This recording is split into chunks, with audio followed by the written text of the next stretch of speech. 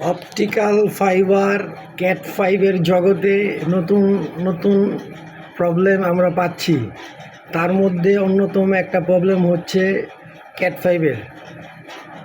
আপনারা লক্ষ্য করুন, নতুন ক্যাট ফাইভ টানা হয়েছে কাস্টমারের ঘরের থেকে সোজা বক্স পর্যন্ত।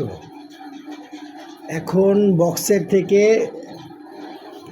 দেওয়ার পরে 8টাই পেয়ার পাইছে, পাওয়ার পরে সেটা চলতেছে না, ওয়েনপোর্ট ফালাচ্ছে। এইভাবে সে রাউটার নিয়ে একবার অফিসে যায়, একবার রুমে যায়, জীবন তেজপাতা। পাশাপাশি ক্যাবেলের কানেক্টর অলরেডি 10-15 টাকা খরচ করে ফেলেছে। তার ছোট মাথার বুদ্ধিতে সে ব্যর্থ।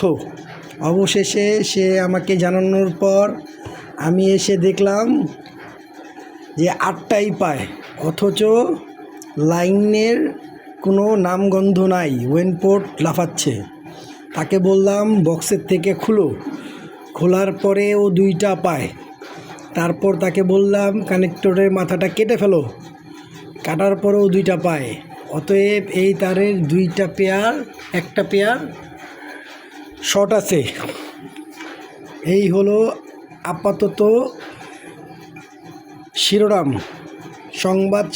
বিশেষ সংবাদ শিরোনাম দুপুরের।